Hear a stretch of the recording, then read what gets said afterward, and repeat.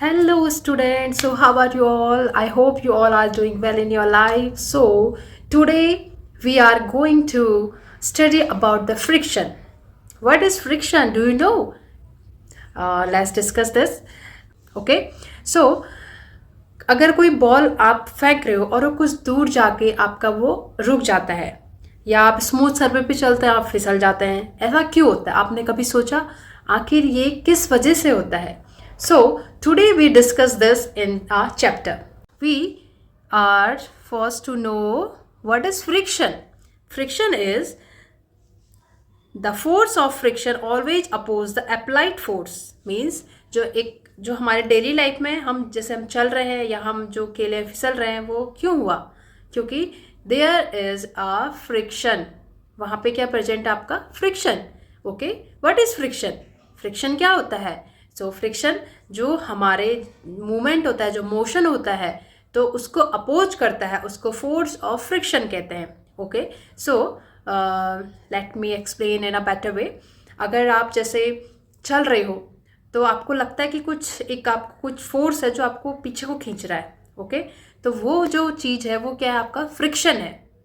तो फ्रिक्शन जो हमारा फोर्स ऑफ फ्रिक्शन जिसको हम बोलते हैं वो always opposes relative motion between the two surfaces in contact. तो जो फ्रिक्शन होता है जब भी दो सरफेस कांटेक्ट में आता है, जैसे हम चल रहे हैं तो हमारा पाँव किस किस कांटेक्ट में आ रहा है? जहाँ पे हम चल रहे हैं, रोड पे चल रहे हैं तो रोड पे कांटेक्ट आता है, यानी कि हमारे पैर और जो रोड का जो सरफेस है वो हम जब दो लोग कांटेक्ट में आते हैं तो उनके बीच में एक फ्रिक्शन काम करता है. ओके, दोनों ही सरफेस पे फ्रिक्शन काम करता है. और अपोजिट अगर हम इस डायरेक्शन में आगे को जा रहे हैं तो फोर्स ऑफ फ्रिक्शन पीछे को काम करेगा. अगर हम राइट को जा रहे हैं तो वो जो फोर्स ऑफ फ्रिक्शन है आपका लेफ्ट को लगेगा. अगर लेफ्ट को जा रहे हैं तो फोर्स ऑफ फ्रिक्शन राइट को लगेगा. जो फ्रिक्शन है ऑलवेज लगता है आपके अपोजिट डायरेक्शन में. ओके, सो जैसे हमने देखा जो एक यहाँ पे एक कार्टून को देख सकते हो, तो वहाँ पे क्या हो रहा है? एक जो चल रहा था और आगे अगर आप चलते हो और किसी केले में के छिलके में आपका पाँव पड़ जाता है तो आप क्या होते हो? गिर जाते हो. क्योंकि यहाँ पे क्या है? ये स्मूथ सरफेस है, यहाँ पे फ्रिक्शन काम नहीं कर रहा. और यहाँ पे जैसे इस टेबल में एक बुक रखी है, वो कैसे रखी है? वो ऐसे फिसल के निकल तो नहीं गई ना? क्यों? यहाँ पे फ्रिक्शन प्रेजेंट है. तो आज हम यही पढ़ेंगे कि कैसे फ्रिक्शन हमारे लिए ज़रूरी है और कैसे हमारे लिए वही फ्रिक्शन हमारे लिए एक एविल की तरह काम करता है. और फ्रिक्शन भी बहुत टाइप के होते हैं, like static friction, sliding friction, rolling friction. Okay, so first factors affective friction. जो फैक्टर्स हमारे फ्रिक्शन को अफेक्ट करते हैं वो क्या क्या होते हैं? एक तो होता है कि friction is cause by the irregularities on the two surface in contact. अगर टू सरफेसेस के बीच में इरेगुलरिटीज है तो वहाँ पे आपका फ्रिक्शन वर्क करेगा. अगर कोई सरफेस इतना स्मूथ है कि यहाँ पे इरेगुलरिटीज है ही नहीं तो वहाँ पे क्या होगा? आपका फ्रिक्शन काम नहीं करेगा. जैसे केले के छिलका इतना स्मूथ था, वहाँ पे कोई फ्रिक्शन नहीं था तो आप वहाँ पे जाके फिसल गए. Okay, so next is static friction. What is static friction? Static friction is the force needed to overcome friction and make an object start moving from rest. तो static friction एक ऐसा फोर्स है, एक ऐसे फोर्स की needed होती है हमें जब हम ओवरकम करते हैं किसी फ्रिक्शन से, तो उसको क्या बोलते हैं? Static friction. मीन्स अगर कोई एक ऑब्जेक्ट है वो रेस्ट मोड में है तो उसको उसके रेस्ट मोड से आपको आगे निकालना है, उसको आपको मोशन में लाना है. तो वहाँ पे जो आपका फोर्स काम कर रहा है तो उसको क्या बोलेंगे? वहाँ उस चीज़ को बोलते हैं स्टैटिक फ्रिक्शन. यानी कि आप एक कोई ऑब्जेक्ट उसमें था, रेस्ट मोड में था, आपने उसको मोशन में लाए तो उसको स्टैटिक फ्रिक्शन बोलेंगे. नेक्स्ट एक sliding friction. Sliding friction, what is sliding friction? The force required to keep the object moving with the same speed is a measure of sliding friction. तो जब आपका कोई ऑब्जेक्ट मोशन में है और उसके बाद ही आपने उसको आगे को स्लाइड करना है, मतलब और उसको और ज़्यादा आगे को खिसकाना है, तो वहाँ पे कौन सा फ्रिक्शन काम करेगा? Sliding friction. ओके, लाइक हम अगर let discuss this. Static friction always greater than sliding friction. How? मैंने पहले बताया था स्टैटिक फ्रिक्शन क्या होता है? जब आपको कोई ऑब्जेक्ट को रेस्ट मोड से आपको मोशन में लाना है तो ऑब्वियसली आपको वहाँ पे ज़्यादा फोर्स की ज़रूरत होगी, तो वहाँ पे उसको स्टैटिक फ्रिक्शन बोलते हैं. और स्टैटिक फ्रिक्शन हमेशा क्या होगा? ज़्यादा होगा, क्योंकि उसको आप रेस्ट से मोशन में ला रहे हो ना, इसीलिए. तो हम यहाँ पे इसको डिस्कस कर सकते हैं। पिक्चर के थ्रू एक्सप्लेन करती हूँ मैं आपको यहाँ पे, like difference between static friction and sliding friction. Okay, हम यहाँ पे समझेंगे कि कैसे स्टैटिक फ्रिक्शन आपका स्लाइडिंग फ्रिक्शन से ज़्यादा है। एक हैवी ऑब्जेक्ट है, हैवी ऑब्जेक्ट को आपने उसको एक पुश करा तो वो क्या हो रहा है, आपका मोशन में नहीं आ पा रहा है, या आपको ज़्यादा आप खुद भी करिए, आपको मोशन में लाने के लिए उसमें ज़्यादा फोर्स लगाना पड़ रहा है। बट ऑलरेडी कोई ऑब्जेक्ट आपके मोशन में है तो वहाँ पे कम फोर्स से आपका वो ऑब्जेक्ट और तेज भागने लग जाता है। तो आपको समझ में आ जाएगा कि कौन सा फ्रिक्शन ज़्यादा हो जाएगा। Static friction is greater than sliding friction. Okay, so next is friction और necessary evil. Okay, these examples given in NCERT book also, मतलब ये जो भी आपके एग्जाम्पल्स हैं, ये जो भी बुक जो हम पढ़ रहे हैं NCERT book of class 8th है। ओके, तो वहाँ पे आपके बता रखा है कि अननेसेसरी एविल, कुछ मतलब एग्जाम्पल तो बहुत सारे हैं, तो हमने कुछ वही एग्जाम्पल्स लिए हैं जो आपके बुक में है। तो a nail is fixed in the wall due to friction. अगर आपके वॉल पे अगर कोई फ्रिक्शन नहीं होगा तो क्या होगा, आपका जो कील है, जो कील बनी होती है वो आपके वॉल पे नहीं टिकेगी, क्योंकि अगर उसका सरफेस इतना स्मूथ होगा, वहाँ पे फ्रिक्शन ही नहीं होगा दोनों के सरफेस के बीच में, तो वो कील वहाँ पे रुकेगी नहीं। दैट्स वाई यहाँ पे हमें फ्रिक्शन की बहुत ज़्यादा ज़रूरत है। तभी बोलते हैं कि जो नेसेसरी एविल है, मतलब हमें ज़रूरत भी है उसकी, बट वो हमारे एक एविल की तरह भी काम करता है। एविल का एग्जाम्पल है, let's see this, soles of shoes wear out due to friction. Means जब आप चलते हो, आपने देखा होगा, आप अपने शूज़ वगैरह पहनते हो, आपके जो नीचे से उसका सोल्स होते हैं वो क्या होता है, फट जाते हैं, वेयर आउट हो जाते हैं, ख़राब हो जाते हैं। क्यों? क्योंकि आप चल रहे हैं तो आपके अपोजिट में कोई एक फ्रिक्शन काम कर रहा है, उस चीज़ को घिस रहा है, ठीक है। तो इस वजह से आपका जो शूज़ का सोल्स होते हैं वो ख़राब हो जाते हैं। नेक्स्ट है friction can also produce heat, so it is most important point. जो फ्रिक्शन है they also produce heat. Okay, friction जैसे आप एग्जाम्पल ले सकते हैं माचिस, जैसे यहाँ पे आप मैच बॉक्स को ऐसे उसके साइड में ऐसे फ्रिक्शन, मतलब उसमें दोनों के फ्रिक्शन मीन्स घर्षण होता है ना, मतलब घिस रहे हैं आप उसको, फ्रिक्शन हो रहा है, घर्षण हो रहा है दो ऑब्जेक्ट के बीच में, दो ऑब्जेक्ट के सरफेस के बीच में।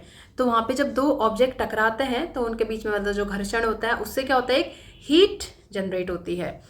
सो हम इसको, ये भी नेसेसरी एविल है। अगर आप माचिस से आपकी आँख नहीं जलती तो आप कैसे काम करते हो, राइट।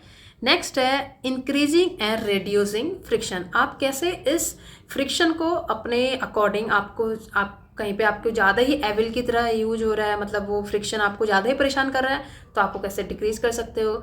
या जहाँ पे आपको चाहिए कि यहाँ पे फ्रिक्शन और ज़्यादा लगे, तो वहाँ पे कैसे आपको कहीं पे फ्रिक्शन ज़्यादा चाहिए तो आप उसको इंक्रीज़ भी कर सकते हो। This is the best thing कि आप उसको इंक्रीज़ भी कर सकते हैं, आप उसको डिक्रीज़ भी कर सकते हैं। सो फर्स्ट एग्जाम्पल है soles of shoes are treaded. Means जो आपके सोल्स ऑफ शूज़ होते हैं, मतलब शूज़ के नीचे देखे होंगे, और जो बसेस या मतलब जो भी व्हीकल्स के हमारे टायर्स होते हैं वो कैसे ट्रेडेड किए जाते हैं, इस फॉर्म में। उन पे एक अच्छी सी ग्रिप बनाई जाती है। क्यों? एक अच्छा फ्रिक्शन बने, इर्रेगुलर सरफेस बनाया जाता है, जिससे आपके वहाँ पे आप अच्छे से उसको ग्रिप बना के रोड के साथ या कहीं भी चल रहे हैं तो वो अच्छा ग्रिप बना के आपको अच्छा सा बैलेंस दे आपके, ओके, गाड़ी में, आपके चलने में।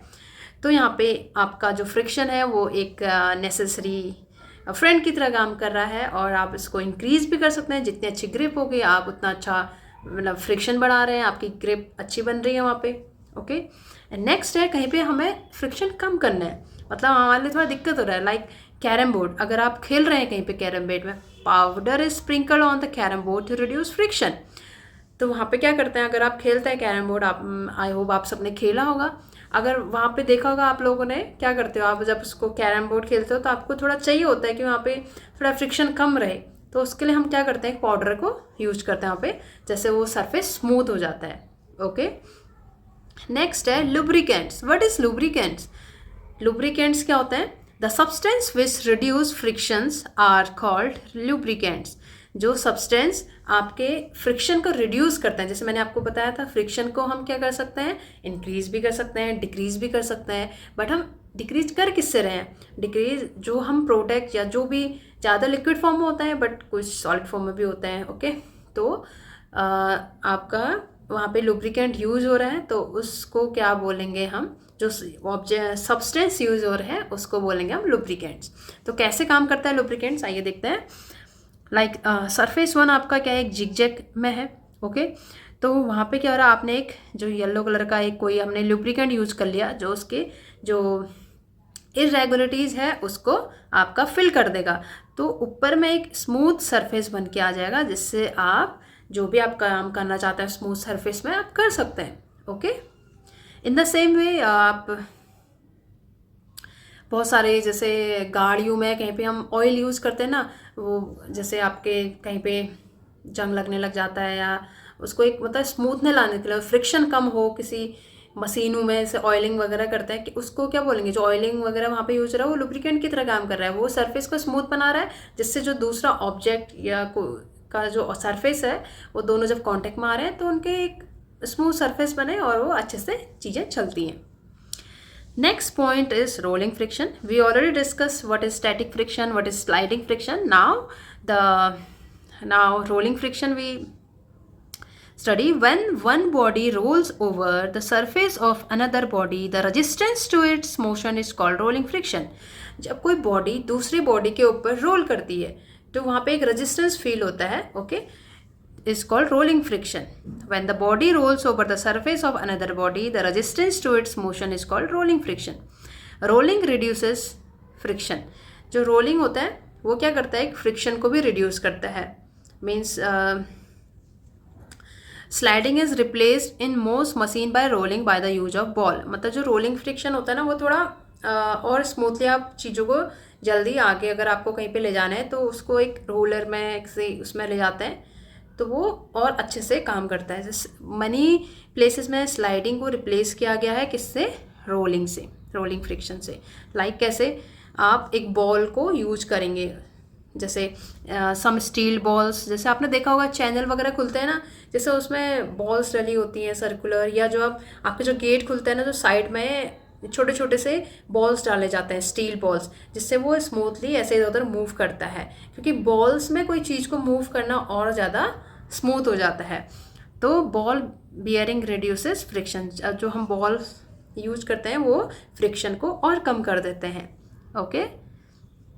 आपने देखा होगा आपका चैनल बहुत टाइट, जैसे घर में एग्जांपल ले लो, चैनल वगैरह खुलने में टाइट होता है तो उनमें एक नीचे से एक सर्कुलर टाइप की चीज़ें बॉल जैसे डली रहती हैं, तो टायर जैसे छोटे छोटे से, अगर वो निकल जाते हैं तो आपका चैनल को खोलना और बंद करना काफ़ी टफ हो जाता है। अगर वो बॉल सही जगह पे लगे हैं जो, तो आपका चैनल बहुत स्मूथली खुलता है, okay. So let's see here, जो एग्जाम्पल ले रखा है आपने कैसे sliding friction is greater then rolling friction. कहीं पे भी मतलब स्लाइडिंग फ्रिक्शन में आपका ज़्यादा फोर्स लग रहा है रादर देन रोलिंग फ्रिक्शन में। कैसे, देखो अगर एक कॉपी है, हम टेबल में ही उसको ऐसे खिसका रहे हैं, थोड़ा छोटा एग्जाम्पल लिया है, जैसे कॉपी को हम हमें थोड़ा सा फोर्स ज़्यादा लगाना पड़ेगा, लेकिन अगर हम उसके नीचे से कुछ टायर्स टाइप के या बॉल्स टाइप के डाल देते हैं रोलिंग फॉर्म में, तो उसके ऊपर अगर हम एक कॉपी रखते हैं तो उसको एक ऐसे फिंगर से भी आप पुश करोगे ना तो वो आगे को निकल जाएगा। दैट्स वाई जो रोलिंग फ्रिक्शन होता है स्मॉलर देन स्लाइडिंग फ्रिक्शन, यानी कि ऐसे बोल सकते हैं sliding friction is greater then rolling friction, okay. Rolling friction क्या करता है, आपके चीज़ों को थोड़ा ईजी कर देता है। Next is fluid friction. Fluid friction क्या होता है, fluid friction means in science the common name of gases and liquids is fluids. Fluids क्या होता है, जो साइंस में गैसेस और लिक्विड्स दोनों को ही कंबाइंडली हम फ्लूइड्स बोलते हैं। The frictional force exerted by fluid is also called drag. जो फ्रिक्शनल फोर्स होता है हमारे फ्लूइड्स के थ्रू, जो फ्रिक्शंस लगता है उसको ड्रैग भी बोलते हैं। The frictional force on an object in a fluid depends on its speed with respect to the fluid. जो frictional force यानी कि कोई किसी चीज़ में frictional force लग रहा है फ्लूइड के अंदर, तो किस पे डिपेंड करेगा, इसकी स्पीड्स पे और रिस्पेक्ट टू द फ्लूइड। मतलब कोई पानी में अगर आपका कोई जहाज़ वगैरह चल रहा है तो किस पे डिपेंड करेगा, उसकी स्पीड कितनी है, उस पे ही डिपेंड करेगा कि उसमें कितना फ्रिक्शनल फोर्स लगेगा। The frictional force also depends on the shape of the object and the nature of the fluid. जो frictional force है वो किस पे डिपेंड करेगा also, एक तो shape पे करेगा और nature of fluid, उस किस टाइप के fluid में वो किस टाइप का object आपका fluid कर रहा है, तो वो उस पर डिपेंड करेगा कि उस पर कितना frictional force लग रहा है। In this process they lose energy also, अगर वो वहाँ पे एनर्जी भी लॉस होती है। ओके, जैसे वहाँ पे ऊपर भी बताया था मैंने एग्जांपल में कि जब आप फ्रिक्शन करते हो तो एनर्जी जनरेट होती है, तो लॉस तो होता ही है एनर्जी का ना। तो all vehicles are design to have shapes which reduce frictions. Okay, जो कोई व्हीकल्स जो होते हैं हमारे इस तरह से डिज़ाइन किया जाता है कि उनके एनर्जी लॉस कम हो, क्योंकि उनको फोर्स फ्रिक्शनल से बाहर निकलने में उनकी एनर्जी लॉस हो रही है ऑब्वियसली। तो हम कुछ इस तरह से डिज़ाइन करेंगे कि उसमें एनर्जी लॉस कम हो। तो ये सब हम कहाँ से देखेंगे, अगर जैसे हमें जहाज़ वगैरह बनाना है तो कैसे उसको बनाएंगे, साइंटिस्ट वगैरह ने कैसे इसको डिस्कस किया होगा, कैसे सोचा होगा। सो ऑब्वियसली हम अपने नेचर में देखेंगे कि कोई चीज़ चले आ रही है, जैसे पानी में देखना है तो आपकी जो मछली वगैरह है, फिश वगैरह है, वो उनका शेप कैसा होता है, क्योंकि हम बोल रहे हैं कि फ्लूइड्स में जो फ्रिक्शनल फोर्स होता है किस पे डिपेंड करेगा, shape of the object and nature of the fluid. अगर आपको स्काई में अगर आपका जहाज़ बनाना है, वहाँ पे ऐसे कोई चीज़ बनाना है जो स्काई में उड़ सके, तो आप देखोगे स्काई में ऐसी कौन सी चीज़ें हैं जो नेचुरली प्रेजेंट है, उनका शेप कैसा है। और अगर आपको पानी में कोई चीज़, पानी के लिए कोई चीज़ बनानी है जो पानी में निकालनी है, तो उसके लिए आप देखोगे कि पानी में किस टाइप की चीज़ें, किस टाइप के शेप वाली चीज़ें आपकी वहाँ पे प्रेजेंट हैं। तो ऑब्वियसली आप देखोगे पानी में फिश टाइप के शेप में कुछ आप बना लोगे तो वो आपके एनर्जी लॉस कम होगा।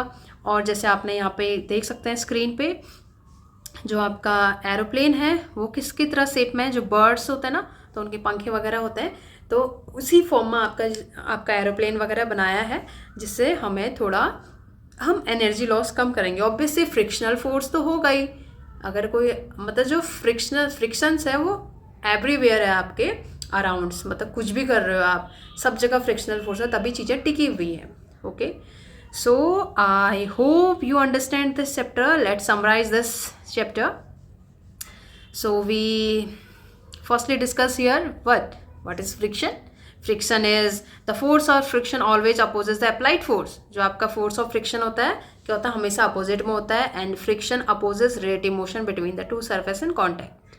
Okay, और अगर फ्रिक्शन, आपने ये भी देखा होगा कि जो फ्रिक्शंस है हमारे लिए नेसेसरी भी है, बट एक एविल की तरफ भी काम करता है कहीं पे हमें, अगर बट हम इन सबको कंट्रोल कर सकते हैं, फ्रिक्शंस को हम इंक्रीज भी कर सकते हैं, डिक्रीज भी कर सकते हैं। तो इस बेस्ट पार्ट हमारे लिए ये ज़रूरी भी है और कभी कभी ज़रूरी नहीं भी होता है। So it's all in our hands कि हमें ज़्यादा चाहिए कम चाहिए हम कर सकते हैं। तो आपको समझ में आ गया होगा ये chapter. I hope this will help you in your examinations. This is very important points for your exam. What is how sliding friction is greater than rolling friction, how static friction is greater than sliding friction. Overall सबसे ज़्यादा friction आपको कहाँ पे लगता है, static में। कोई object static में हो तो वहाँ पे स्टैटिक फ्रिक्शन ज़्यादा लगेगा, कभी अगर कोई ऑब्जेक्ट स्लाइडिंग में है तो वहाँ पे स्टैटिक से थोड़ा कम स्लाइडिंग में लगेगा, और रोलिंग में होगा तो थोड़ा कम। तो सबसे ज़्यादा फ्रिक्शन कब लगता है, जब स्टैटिक, सबसे बड़ा फ्रिक्शन क्या है आपका, स्टैटिक फ्रिक्शन, देन आपका है स्लाइडिंग फ्रिक्शन, देन आपका रोलिंग फ्रिक्शन। ओके, तो आपके एग्जाम में आ सकते हैं व्हाट इज़, जैसे आपका स्टैटिक फ्रिक्शन और स्लाइडिंग फ्रिक्शन एंड रोलिंग, आपको अरेंज करने को बोलें तो आप कर सकते हो ना। सबसे बड़ा क्या होगा, सबसे बड़ा स्टैटिक फ्रिक्शन होगा, देन फिर sliding friction, then rolling friction. So I hope you all understand this chapter very well. We will meet in again next chapter. So bye.